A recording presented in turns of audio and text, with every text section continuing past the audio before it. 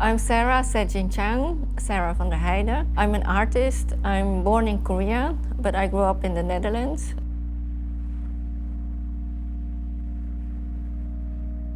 As I said, I'm born here, but I've been a practicing artist for 2 decades, maybe over 2 decades. And I've never really shown my work here in Korea. So yeah, it's very special for me to show here. And what I find very special here is that that it's a duo exhibition, also together with Joon. So there's more attention for my works here. So yeah, I think it's very nice. These 2 works, one is a video letter called Brussels 2016, and it's actually a letter to my mother in Korea, who I've never met. And then the other work where we're sitting in is called the Mother Mountain Institute. It's an ongoing project where I started to interview mothers whose children were stolen and trafficked for transnational and transracial adoption. So these 2 works, I made them at different times, but are actually quite connected in a way.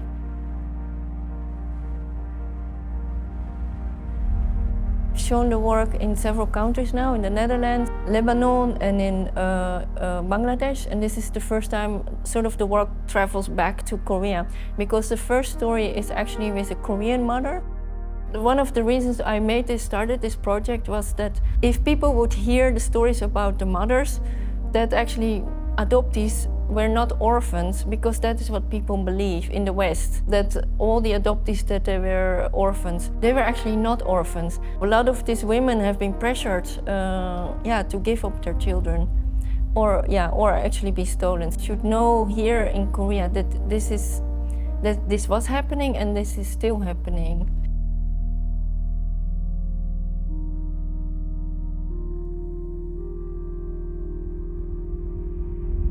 Yeah, so we are in a room, in a box.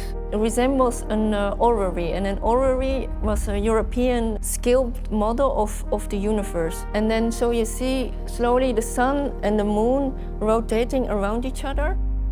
But actually they also represent mother and child who are still looking for each other, trying to find each other. And so in the meantime, you hear the stories of the mothers, 2 stories. You hear their stories being told. And then also in the middle of the room, you see a mountain. And also the mountain now and then speaks. In most of the countries where the adoptees are coming from, animistic or shamanistic cultures, where they're still in touch with the mountains and the sea and the earth. So the mountain is always seen as a spiritual figure and a wise figure. And the mountain is talking and speaking words of wisdom and consolation for the mother, but also the child who is still looking for their mother. About 20 drawings of mountains which are known for their spiritual qualities. So it started in Poland and then Lebanon, India, and also Korea. Bangladesh, they don't have mountains, but I went to places which are also known for their spiritual qualities. And because in the West, in the global North, where the most adoptees are going to, they don't believe that the mountain is a special figure. They just see rocks. They just think it's a stone and that material. So. And many adoptees, they start to believe the same idea that they are coming from an inferior culture. And I wanted to give the adoptees the idea that we are not coming from an inferior culture. And also by hearing the stories from the mothers, I think for adoptees is also important, because to hear that the mothers have been looking for them. You might actually feel, okay, my mother was maybe also still looking for me. And then outside there on the wall, there's the text, and it gives more context and the background information about the political situation in Korea and also in Bangladesh. Like in Korea, the adoption started after the Korean War. The Americans have killed many Koreans and also have raped many women. And so after this war, a lot of Korean women were pregnant. And then there were mixed race babies and they were abandoned. So there was an organization who took these children to the US. But after the war was over, there was suddenly still a lot of requests for babies, for these cute Korean babies. So even the war was over, they still started they still continue sending children to the US and to Europe. Actually, $1 million euros industry started to come out from this. And actually, adoptees have been helping rebuild the Korean economy after the Korean War. It's very, very dark and it's very painful. And the sad thing is that it's still happening, that still Korean babies, although Korea is so wealthy now, still Korean babies are sent off Europe and to the US. And I believe this really should end, and that the Korean government and Korean society should be able to help mothers to keep their children and that children can stay with their family and their culture. So that is not being written on the wall, but this is still I wanted to share, yeah.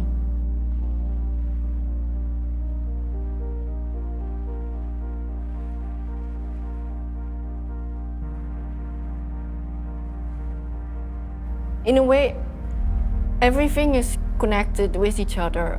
But so indeed, after, for the stories both Bangladesh and Korea, after the imperialistic wars, the same countries who started this colonialism, they started to also present themselves as the saviors of these children. This is very ironic, of course. Oh, you're so lucky that you are adopted and that you grew up in such a beautiful country as the US or Europe. But then they don't understand that there's still this racialization going on. So that means that people who are not white, they are being exposed to, they're being considered as a different person. They are being treated as a different person. And so in the film Brussels, I talk about how actually at the same time, because I arrived in Brussels doing an artist in residency, and then in this very short time frame, there was the Brussels attacks, the terrorists, 23 people were killed by the attacks. But what happened then was that there was already a lot of xenophobia towards Muslims and towards brown people, and that only accelerated. I have a Dutch passport, I don't have a Korean passport. I have the same rights, but actually people are treated in a different way.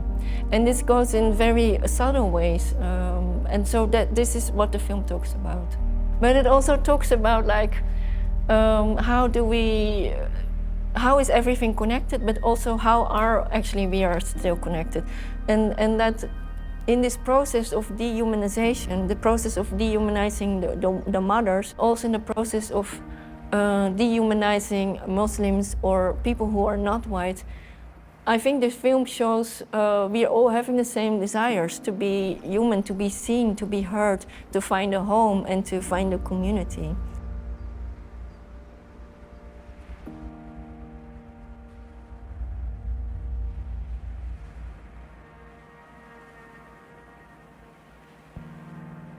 I think, I'm a huge fan of Bell Hooks, the book you referred to, all about love. So I think it has all these different connotations, love, and I think it's one of the most important things there is, that, by taking care of each other, even if you are not,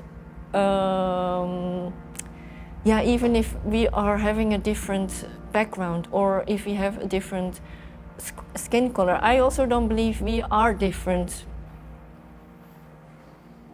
I think in these works I think love can bring people together again, but it's also tricky, and how to manifest and to trust and to care. I think these are really essential parts of love.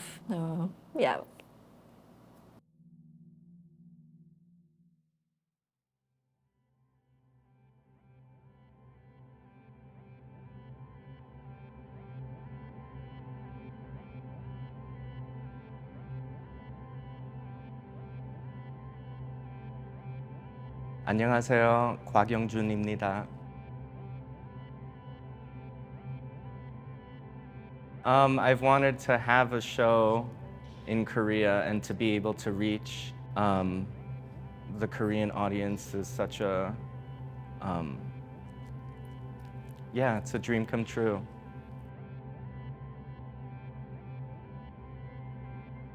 I'm presenting sculptures and videos, other works in different mediums that all kind of try to expand how we think about and interpret bodies.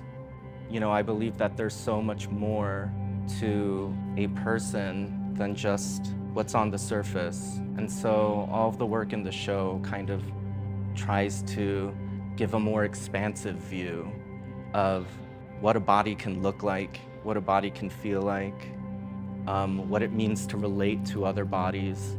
And hopefully with this show, we'll make people feel more connected. I hope that through the works in the show that people are able to gain some more empathy for people who may look different from them.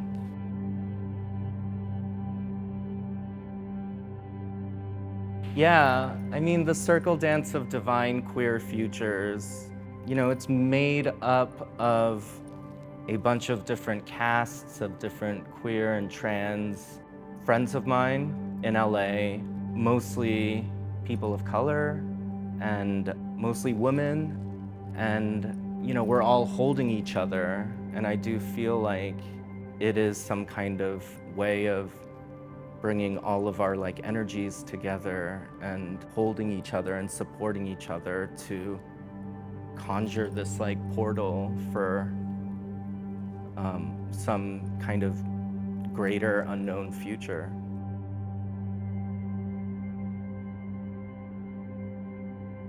I mean, when I say like queer futures, I'm not just saying like LGBT futures, like we're all gonna be LGBT in the future or something like that.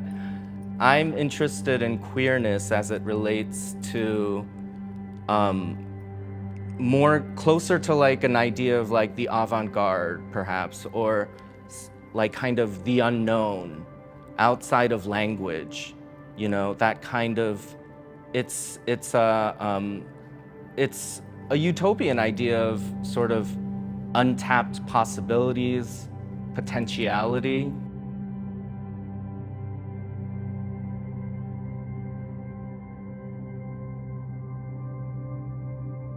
I mean, a lot of these bodies are fragmented. They're composed of different fragments of recognizable body parts with things that are more like gestural, and fragments of like deconstructed icons and symbols that we're surrounded by every day, but a lot of them are composites. And even if you think about the rhinestones, like they're just innumerable rhinestones and they all reflect different colors and they shine differently depending on where the viewer is. It depends on the viewer's positionality.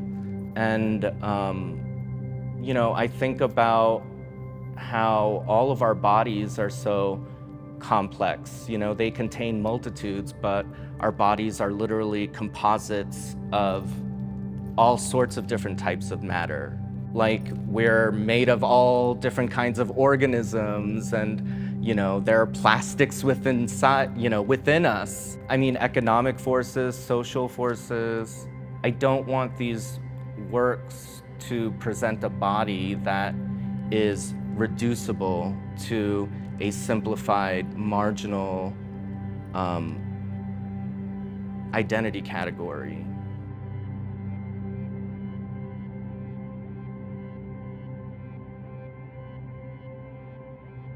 I mean, I think about my work plays with that kind of in-between space of recognition and disorientation.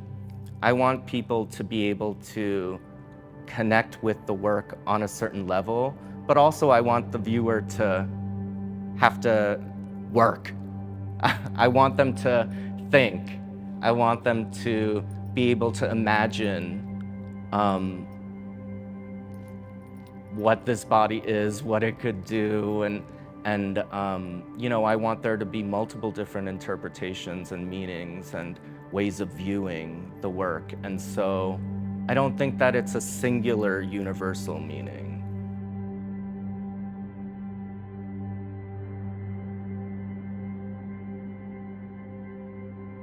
I mean, the first thing that I think about is that all of these works and my practice comes from a place of love. It really does come from like a place of wanting to show love for those who haven't been shown love, wanting to love things that are uncomfortable, or at least be with them in a different way. When I think about love too, I think that it's really complicated because, in mainstream media, we're fed so many kind of simplified notions of love in through a very like heteronormative lens, where we're told like, oh, it's supposed to be about this woman and a man coming together and getting married and having kids and kind of, this very like cookie cutter thing. I think I'm more interested in intimacy, to be more like specific, or just like I think a lot about like intimacy too, because sometimes it's not just about love. Sometimes there's a lot of like rage and sadness, and it's really complex. As complex as these like feelings may be, I want to like try to find a different way of being intimate with different bodies. Does that make sense? Like something that makes us feel uncomfortable, like how do we still be with that thing and allow for that thing to affect us and establish some kind of other connection that maybe isn't quite love, and maybe there's still some friction, but it could be like a really deep connection still. Maybe that's love.